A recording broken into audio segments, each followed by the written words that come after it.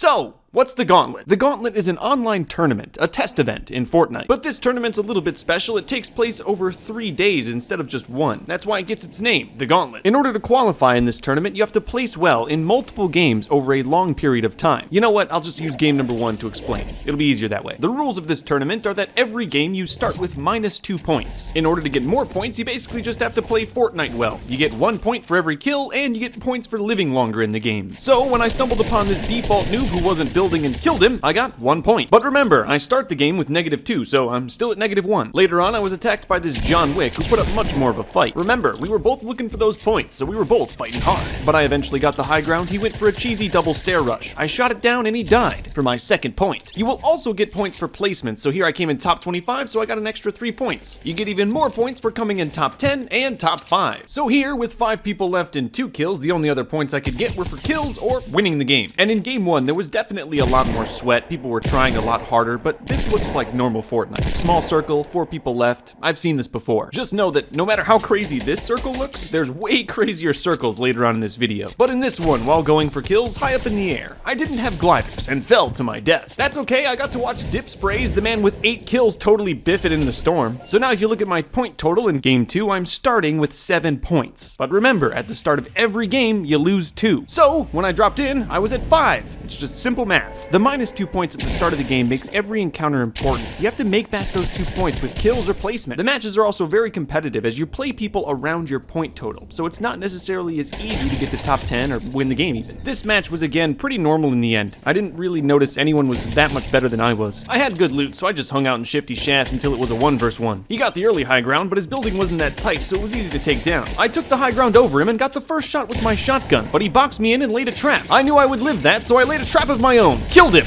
and won the game. So 20 points total in game 2, just 2 games. I was feeling good after this, I'm not gonna lie. Game 3, same drop near Lazy Lagoon. I kept to myself. I would have fought anyone that came near me, but no one did. Except this guy who popped out from a tree. I escaped and made it all the way to top 25 before being blasted with 1 shot in the pirate ship. Oh well, I won. Kinda. Just coming in top 25 gets your points back at least. Game 4, I was able to get to top 25 again pretty easily by hiding in a bush. I would take the occasional pot shot at guys involved in build fights. You know, hoping I'd maybe get an easy point, but I never did. Remember, there's more points at top 10 and even more at top 5, so I'm still trying to live longer. But this guy could see through my bushy ways. I guess I went for the turret. I don't know why. I got sniped. I deserved it. Oh, and did I mention that, like, everyone wears the soccer skin in this playlist? I don't know why. Game 5 was just unfortunate. While looting, I was attacked from above. I tried with my gray SMG, but his shotgun made it pretty hard to get that kill. No points for me. Actually, -2. Yeah, I didn't end up getting points in game 6 either. Or 7. Game 8, I lived at top 25, but not much longer than that. And game 9 only shows the loading screen.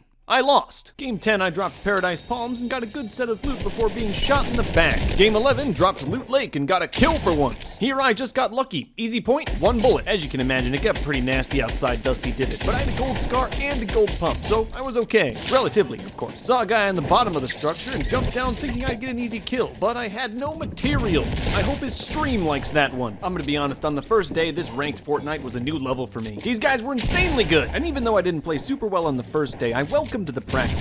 I wanted to play these better players. It was making me better for sure. Even if in this game I came in 26th place, everyone boxes themselves in like this. It's a great strategy, I'm not bashing it. And this ranked playlist gave me a lot more practice taking on these guys. But obviously I was still learning. Game 15, no one boxed themselves in. I was killed by this default and his tactical shotgun. Got killed insanely fast in game 16, so now I'm on single-digit points. So game 17, I dropped Polar Peak and noticed because of my point level, the competition wasn't as stiff. And that's the nice thing about ranked Fortnite. If you're not good, you're gonna play other people that aren't good, and maybe eventually, being not good together will make you good. I definitely noticed that the players weren't as good in this match, probably because I spent the last 10 games losing all my points. But in this game, I got an incredibly clutch glider, which put me on top of this mountain. Plateau, whatever. The other players had to push towards me on top of a plateau when I had a minigun. They had no chance. I won the game, and got back a good amount of my points. Didn't even lose them all in game 18. Placed top 25 before being deleted by this guy. In game 19, I was still still killed pretty horribly, just didn't get any points for it. I'm missing game 20, but game 21 started with this freebie on a balloon guy. This is near the end of day 1, and by now I've kind of learned how to play this mode. You can't play it like normal Fortnite. Placement matters, kills matter, everything matters in this mode, so people are gonna live longer, sitting in boxes and whatnot. Oh yeah, and everyone's at least as good as you are, so have fun. I was able to get to top 5 by cowering under the massive build battle in the middle of the circle before being shot in the toe for 5th place. We're just gonna switch over to game 25 now. This was played on the second day of the 3-day Gauntlet Tournament. I decided to blend in and wore a soccer skin with number 2 on the back so you would know. Also in game 2, I don't know if you can tell, but I'm playing on computer, just with an Xbox controller plugged in. Better frame rates, better shots. But in this one, it didn't help me. I ran into a soccer skin who was just more soccer skin than me. We'll skip ahead here to game 27, and as you can see, the circles are getting way more hectic as my points go up. But despite all these people, I had the high ground, which means I had the only advantage in the game. Wasn't gonna keep that high ground forever though, I had to live the box life a little bit. But remember, I'm getting better at it. Editing this, I can tell that in just one day, I got so much better. Ranked Fortnite, it's the future, even though I did get shot in the back in this one. But hey, 3rd place, that's not bad. The very next game, game 28, made it to top 25, peacefully in a box. 16 guys were in this final circle. We all wanted top 10. It was just fields of little tiny boxes. I had the daunting task of moving across this circle with just a balloon. It was all I had, and I almost made it, but Zexro got me. I checked his Twitch at the time, he had 130 points. After checking that Zexro had 130 points, I knew I was playing with some next level dudes. I was probably bottom of this lobby. The competition was tough, but I took that as a good thing. It meant not only that I was playing well, but I'd probably also place into the final. Though in this one, I cowered in the block on 4 health. Over 30 players in this final circle. I've never seen it this packed ever before. I knew I wouldn't last long. I was on 4 health. I just wanted to see if I'd get top 25. Nope. Skipping over to game 33, lost some points, but hey, you can't win them all. Still lots of boxes. Not as many as that one game, but still, lots of boxes. I saw a player get killed in his own 1x1, and then another player boxed in around him. Easy kill. Used my heavy sniper to poke through and kill him. I ended up on top of a tree, didn't get sniped, and even got an extra kill. Obviously, it always gets most intense when the circle's about to move. Guys are going all around you, under you, everything. But I kept my high ground, so when I saw there was only one guy left, I moved in for that kill. I mean, I had basically full health, and I knew he was less than half, so I wasn't worried one bit. 44 points. I was doing pretty well here. I was going up and down from here. 10 games later, I was still at 44 points. This was gonna be my last game of the day. This one was gonna end outside of the frozen lake where Greasy Grove used to be. Made it into top 25 using my building skills and my running skills. I crawled into Frosty Flights with 24 health and not surprisingly got killed. Game 44 wasn't played in the Gauntlet. This is the start of day 3. This is my warm-up game. And I know I've been saying this all video, but the Gauntlet did make me better. I got a chance to play against some of the best Fortnite players in the world, and I learned from that. So now when I drop into normal solos, I get a final circle with 3 people left. That's a walk in the park compared to the Gauntlet. I mean, I'm used to maintaining high ground on 10 different guys, so when I have to do it on one guy in this final circle, it was pretty easy. I got the win.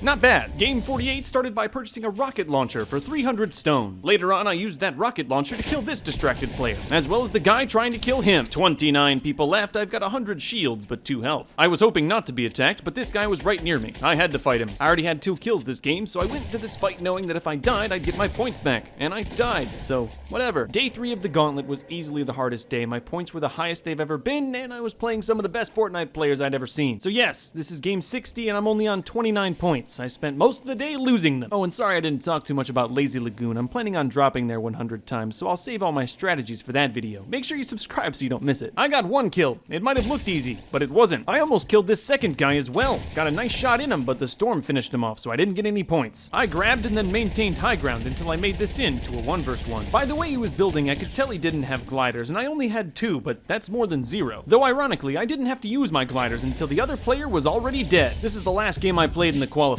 I hope I made it. I made it! Hooray! I actually live streamed my time in the Gauntlet solo final. In the finals, the point earning system was exactly the same, but you only got to play 10 games to prove yourself. I had an incredibly rough start, but I was able to find some points midway through the final. I think I was just playing a little bit too aggressive at the start. I should have focused more on placement rather than kills, though I did get some nice footage because of it. In this tournament, I experienced some absolutely brutal final circles, but those made me better and I had fun playing in them. Watch here.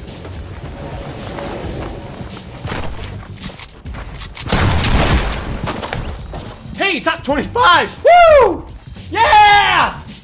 Yes! I absolutely loved playing in the Gauntlet. It was so much fun, and I think ranked Fortnite is definitely the future. Sure, at first it was a little annoying playing against such high caliber players, but at the end of the day, I'd rather play against the best players in the world than total noobs. I drop into regular solo matches now, and I feel completely different, way better of a player. This has me wanting to play a lot more ranked Fortnite. I'm hungry to play better players and get better at the game. And no, I don't think a grindy 3-day tournament is the best way to show who's the best Fortnite player in the world. But I love where Fortnite is going with this. I love the fact that ranked Fortnite is becoming more common, and I really just am excited for the future. Please, let me know what you think about the Fortnite Gauntlet, ranked Fortnite, and just the future of competitive Fortnite down in the comment section below. Also, if you enjoyed the content and want to support me with every V-Buck purchased, use code luke-thenotable in the Fortnite item shop. I'd appreciate it. Thank you all for watching. I want you all to please stay notable, and I will see you in the next video.